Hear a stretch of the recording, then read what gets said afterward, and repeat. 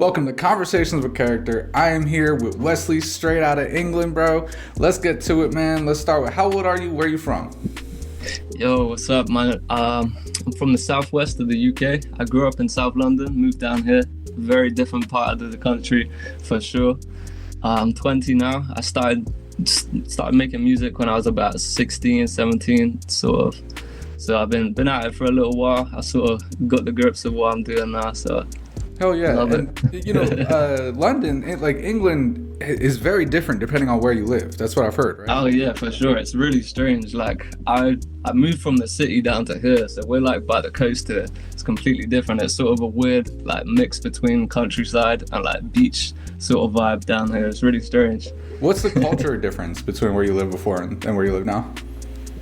Wow, that's a weird one because like London, you've got all types of cultures, all types of different people. Like constantly, you're being exposed to different types of people and stuff. And down here, it's like the culture is completely different. It's sort of like there's a lot of farm shows, a lot of like beach type of events and stuff like that. So it's a whole like different type of people sort of thing. You know what I mean? I think different people tend to like different areas, really, isn't it? That's funny for me to hear because, as an American, when you say country, like I live in Alabama, bro, like country, ain't no country near a beach, so it's so interesting to think about country being like a beachside. That's crazy. Yeah, it's strange. It's really strange. Like we got probably like 7 or 8 really big beaches around here, and they're all just next to like fields and farms and stuff. And that's so weird.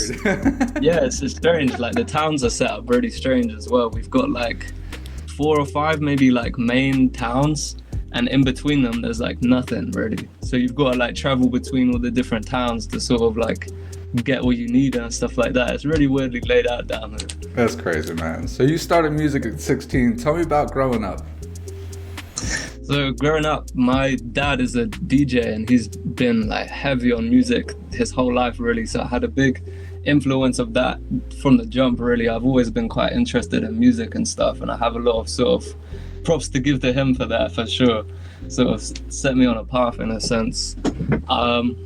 Once I finished school, I was sort of like, what do I do now? You know what I mean? I was quite into sort of like just making stuff on my computer at the time, little like skate videos and stuff like that. I used to be really into it, and that just sort of led down to getting into production and stuff like that. I started doing a music tech course at college, and that was really fun. I learned how to like wire up a live stage and do live mixing and all that sort of stuff. I got really into all the nerdy side of things. Hey, you gotta know that. You gotta know that. Yeah, man, it's fundamentals, isn't it? So you said you finished school at 16. I mean, and college starts for you at 16, right? Yeah, it's a bit weird in the UK. You finish school at 16 and then you're meant to go to college or start working from there. Go to college till you're like 18, I think. Okay, so you graduated college when you were 18, and now, I mean, you're sitting in this very nice studio. Like, where are you at? How have you gotten to this point? Man, this is a funny story where I'm sat now. So I've wanted my own little home studio for as long as I can remember, bro. Honestly, it's for That's so a long. home studio? Believe it or not, man. Bro, it looks official. It took me at least like a year just to build this. It's basically like a shed in my garden. We luckily enough just to have like a little shed in our garden, and my stepdad helped me out a little bit. We built like a wall behind where my computer is here, built this desk, just all from hand and everything. And then like equipment wise, I've just been picking things up like piece by piece as the years go, and it's slowly sort of built up into what it is now. I'm very like happy to have this space because before that it was just making music in my room, which I love that for the ease and everything, but just to have a dedicated space to get focused and like sort of zone in, lock in, you know what I mean, it's made a big difference on my approach and everything, for sure. Absolutely, bro. I mean, you got all the soundproofing, you got them JBLs behind you, you got everything you need right there. Yeah, it's taken a long time. It's been a grind just to get this little space up and running, but there's a lot of people in my local area as well, I think, that are quite interested in making music and stuff like that. So I was quite keen to sort of build this space. So if anyone's like interested in making music, like for sure, just give me a shout, come up here, we'll make some tunes, you know what I mean? Because not everyone has the equipment or the means to just get ideas out. So I'd love to like help people do that, you know what I mean? Have you had anybody in there yet? A few people, yeah, but like I said, it's a very quiet place where I live down here. So there's not a big scene for music at all. not at all. What do you consider your biggest accomplishments? Biggest accomplishments. Well, right now it would probably be my mixtape I put out 2 years ago called Southwest, the mixtape. It's basically just a mixtape inspired from living down here, my perspective of coming from like the city to this very sort of barren type of land down here. I'm a big fan of it down here. It's a bit of a love-hate type of thing, because it's beautiful, it's very beautiful, but there's not a lot going on, and I do love a bit of excitement, like a bit of stuff going on outside, you know what I mean? So that's where the mixtape came from, and it did really well. It was like my best project to date. It got around like 50,000 streams, which was like really good for me, someone like down here who's just not really like got much of a scene or buzz or anything. So I was like really proud of that. And from there I went on to start organizing some shows and stuff locally, just because I wanted to do shows and there's no shows going on really. So I just took it upon myself. So I was like, right, we're gonna start organizing some events, me and my friends. I got some people come down from like London and Wales and stuff like that to come down here. To come down here was pretty weird for them, but they all enjoyed it, and it was pretty good events in the long run. How'd you actually go about setting up the events? Like, how'd you find the locations and actually make it happen? So it's a weird one. You kind of got to start with finding a venue, first of all, finding somewhere where you'd want to like set up a show where people can sort of get to around here quite easily and stuff like that. So I've got my local town, Barnstable, which is kind of like the hub of North Devon where I live, because it's got the only train station really around here. So it's like where people come in and out a lot. So I did it there. I found a couple venues, hit them up, and then from there it's just like finding artists that would be keen to come down here and help out, finding DJs and people to help promote the show and stuff like that. And then I've got a lot of very artistically talented friends, so they helped out with like flyers and posters and all that type of stuff. We just went out in town, just put them everywhere we can, really, getting the word out type of thing. It was good fun, man, for sure. But I think I got a bit tired doing the same old shows like so repetitively down here, because it's very much like it's the same audience, you know what I mean? I was sort of like, I need to start doing some stuff out in the city and stuff like that. So from there I started organizing a few shows up in Bristol and stuff, which is sort of my local big city around here. I love Bristol. It's got an amazing music scene, amazing people, great venues, and like it's just a really good vibe for sure. It's a good place. But did a few shows up there. That was really good. And since then, I've basically taken a step back from dropping music, organizing shows and stuff, because I got to a point where I was just kind of unhappy with the way I was like approaching music. I was like, I could be doing more with this, if you know what I mean. So I completely stopped for the past year of being active and stuff online, just to mainly build this studio, change like my approach and my sound, and just develop as an artist in the dark. I felt a little bit like, am I wasting my time a couple times while I was doing that? But I've got to the point now where I'm ready to drop. I've got a lot of new music, new videos and stuff like that. So it's like, it's been enough time. I'm ready to like come back and hit it from this new angle now, you know what I mean? Absolutely, bro. And that's important to take that step back and realize that like, okay, you know, I'm doing stuff, but I'm kind of going nowhere fast. So the way, you know, and I'm sure the quality of what you're putting out now is way above what you were putting out before. That's what I mean, yeah. And it's funny because I still see people listening to my old music on like Spotify for artists or whatever. I'm like, why are you even listening to that? I don't even listen to that anymore. Yeah, trust. I'm just like, bro, it's so bad compared to like what I'm used to listening to of my own like content now. So it's like, I'm very excited to put some stuff out and like everyone can hear that like difference of the progression. Is very proud of that at the moment. So I think your situation's kind of unique. Do you think that you would have made as much progress as you have in the last few years if you were in Bristol or London? Like, because you're kind of a small fish in a big pond right now. I mean, a big fish in a small pond, and you would be a small fish in a big pond. Do you think you're better off where you are right now?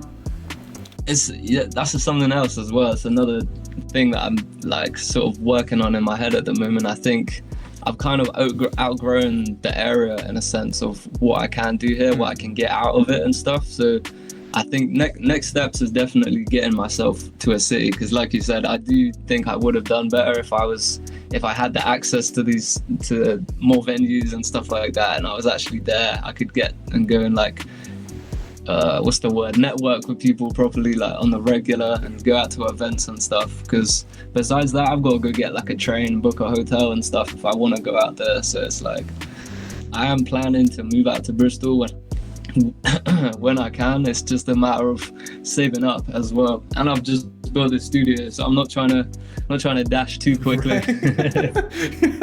Yeah, man. Do you have like a regular job? Yeah, funny enough, I'm in a really strange occupation. Like I wouldn't have thought to see myself working this job at all. I'm working in a school now as a teaching assistant at a special needs school. So I'm basically work one-to-one with this kid who's recently turned blind, and I help him get around school, and we're teaching him Braille through this Lego set that we've got him. It's really great. We've sort of just click on the letters and he can just go through them, and we're just doing one letter at a time sort of thing. I really didn't see myself doing any sort of work like this, but I just love it because it's like you can spend that energy to benefit someone else, and like it's like a win-win, you know what I mean? I really do quite enjoy helping out a little bit like that, giving back, you know what I mean? That's amazing, man. That's a fulfilling job for sure. How did you end up doing that? Well, I think it was a year or two ago. I started working in a care home for disabled people, just on a whim. I was like, I'll try it, because it's like I needed a job at the time, and like that was the job that first sort of like revealed itself to me. So I was like, sure, let's try it. I really enjoyed it at the start. It was really great, but it did get like very hard towards the end. The hours were very long, not very forgiving hours. So I was sort of like looking for other options, and I saw like there's a special needs school in Bristol, one of my local towns. So I was like, it's kind of similar work. I could try it, and I sort of tried it at the start. I hated it. I felt really out of my depth at the start, but I've definitely gotten used to it now. It's been about 6-8 months, I think I've been there now, but definitely really would recommend like helping someone if anyone's interested in that type of thing, because there's a lot to learn, and it makes you very grateful for what you've got as well, which is important for sure. Mad respect to that, man. Mad respect. Thank you, man. We may have kind of already gone over them, but what have been your biggest obstacles trying to build your music, and you know, it could be life, it could be music? Yeah, biggest obstacles was probably well, I had a few obstacles, to be fair, man. I think one of them being just sort of where I'm positioned in the country is very difficult to sort of, the local people around here are like, there's something a lot of people refer to as the Devon mindset, bro. And it's very sort of, I don't know how to describe it without sounding like really like hateful of Devon people, because I love Devon people, I can't lie, they're great people, but there's a lot of closed-mindedness around here for sure, because I think it's like everyone is kind of in the same boat. If you want to do something that's like getting out of it, everyone's kind of like, that's weird, why, what are you trying to do that for? It's like there's more to life than just Devon. I spoke to a lot of people around here, and like, as an example, I was speaking to someone I used to work with, and he was saying, I'm gonna move out soon, I'm gonna move pretty far. And I was like, sweet, where are you thinking of going, bro? And he was like, to this town called Wesly, which is like 5-10 minute drive away. I was like, really, bro? Spread your wings, bro. Yeah, man, that's a good way of like, it's a good example. It's very much like, there's a lot of people I think you've got everything you need in this Devon area, so there's not a lot of reason to leave unless you want to go and do something with yourself. So I think there's a weird sort of stigma with getting out of here a little bit, of people who are a bit like, why? You know what I mean? We call it the small town syndrome. Yeah, exactly. That is it, man. I think like besides that, obstacle wise, I've had my troubles myself, to be fair. I've been like up and down, like mental health wise. I've had some real like struggles. Like when I was 17, 18, I was like mad depressed, bro. Like I've never felt like that in my life. I ended up doing a bit of therapy, to be fair, which like I never thought was like any good. I thought it was kind of just like, you just tell them your problems and they'll hear you out. But they gave me some really useful like tools to like just help your thinking and stuff that I still apply to like day-to-day stuff now, like years later, that just sort of help me get back on my feet and see things for what it is, be grateful and all that sort of stuff, you know, because there's a lot to be sad about when you deep it like that. There's so many things you could be upset or angry about, but on the other side of that, there's a lot to be happier for too, you know. What are some of those tools that you've learned?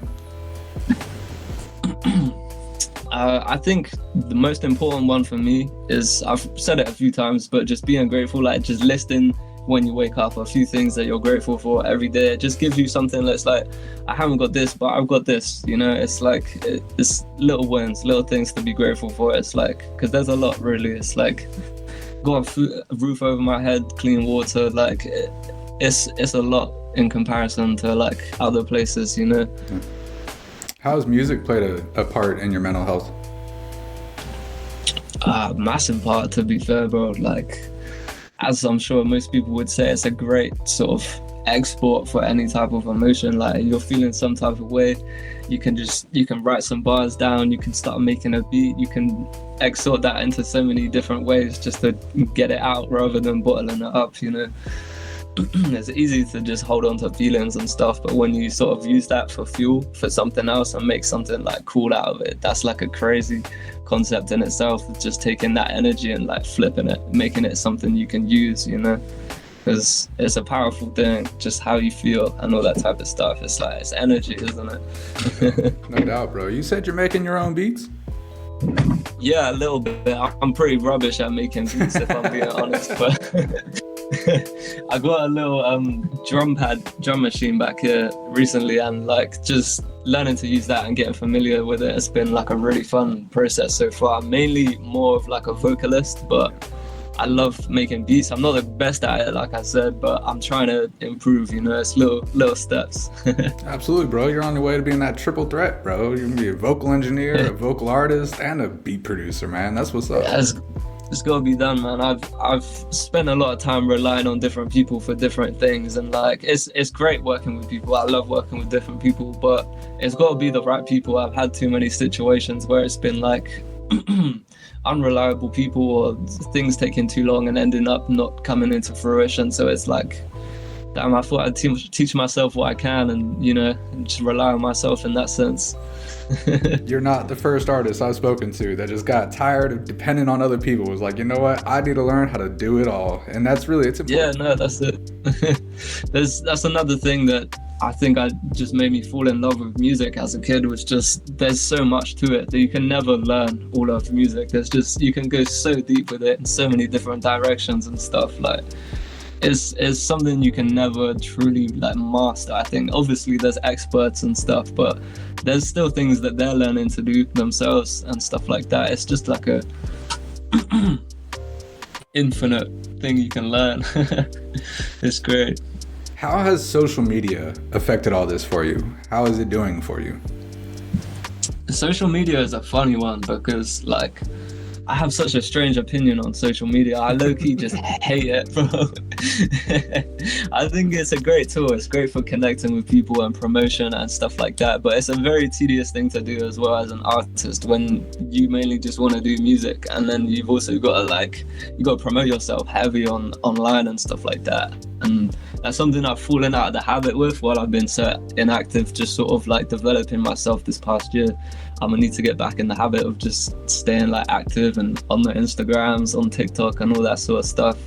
It's a weird one. I think it's annoying that you have to rely on it compared to how things used to be, because obviously social media came out and changed the whole industry and everything. Like, no one's selling like tapes and stuff on the street anymore. It's just like, here's my Spotify link, pre-save it, you know. It's very different. It's very, very different.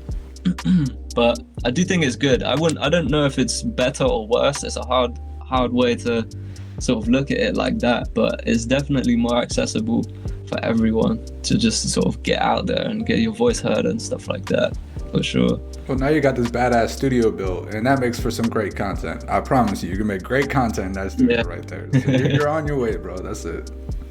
Yeah, for sure. What's the dream, man? What's the big dream that you want to accomplish? Big dream. Well, my dream definitely would be bringing people up with me if I can. Like, I'd love to start some sort of company or something like that. That would be like a network of not just even music artists. It would be like physical, like painting artists, people that just do like techie stuff or DJing, like any types of creative thing. I'd like to create a sort of almost like a company where everyone works together, and like some people may be making garms, but it all sort of feeds each other. It all interlinks. Someone might enjoy the garms that they make, and they might also like the music they make, and it's just sort of like a spider web of everyone winning together. Really, that's what I see as my dream for sure. It's just like making a way that everyone can win together, because it's like I find so many people are like in it for themselves and stuff like that. It's a really strange like game, music in general. You get a lot of like ego rap and stuff like that. It's really strange. Do you have any kind of like message that you try to deliver through your lyrics? Yeah, definitely, man. I think a lot of inspiration for my narrative comes from like the punk sort of era of Britain and stuff like that. I take a lot of inspiration from the punks, because like those guys were on something else, bro. They was on some different stuff. World, bro. It was so like political and stuff like that at the time. It was just a really interesting time in music, and I think using that as inspiration for my narrative helps me sort of like not just rap and actually try and say something with it, because I think that's a big thing for me. It's like I want to push like independence and being yourself, like no matter what, because it's so easy to be like, oh shit, he looks cool, let me try to be like him. But it's like no one can be the you that you can be, and there's only one of them. That's it. That's my whole message, I think, for sure. Hell yeah, bro. Now you said you got some singles dropping. You got some plans for 24, bro. Tell me about them. I'm not gonna say too much, but I've got a single. My first single in the past year, dropping the end of this month. It's been, I think it's been about a year. I've had it like in the vault. I've made a really sick music video for it. Last year, sometime I went out to Bristol to film that with a friend of a friend. It's just a really weird link up. This guy called DK, he filmed that for me, and he did an amazing job. And then I went to my friend Ahmed from Dubai. He did some FX for it, like visual effects, and it's come out like beautiful, bro. I'm so happy with how the videos come out. So I'm gonna be dropping that at the end of the month, and then I've got a few more singles for like the next few months sort of lined up. I'm just trying to get everything organized, crystal clear for that. I'm just very excited to share some music, to be honest. It's been too long since I've already put something out, but I'm trying to change the direction a little bit, change the style, because that's a weird thing about my music is the style varies and diversifies a lot. I do a bit of hip hop stuff, I do a bit of garage. There's almost some sort of like new wave type of like rage inspired beat type of rap as well. So I'm trying to like make the style all over the place, but the narrative is the constant sort of thing that remains throughout all of it. It's just like, be yourself, bro. It's like, do you. Fuck what they're saying, innit? That's cool, man. That's cool. How'd you link with the dude in Dubai? I'm not actually even sure how we started talking this. We've been like sort of like mutuals for a minute. Like he did an animated video for me back in 2021, 2022 for one of my songs called Quarter, and he did a really great sort of animated lyric video for that, and it came out great. I think I found him because he'd done visuals for another UK artist that I'm sort of associated with a little bit, and like I just saw his work. I was like, damn, I need to message him. This guy is like sick. But even from them, I've shared him to like so many different artists, because it's like when you find something cool, it's like you want to share it, you want everyone to kind of win. Well, I do anyways. Yeah, not everybody does, but... yeah, no, for real. Oh hell yeah, man. Before we end the interview, is there any kind of like life advice that you would leave for anybody watching? How do I word this properly? Don't ever hold yourself back, for sure. Just do what feels right, because you'll regret not doing something more likely than you'll regret doing it. If that's what feels right in the moment, it's just do you. Keep pushing what you need to push. For sure. No doubt, bro. No doubt, man. This has been an awesome conversation with character with Wesly. Follow him up, hit him up. I'll see y'all next time. Peace up. The most prestigious network in the land, the Signature Series Network.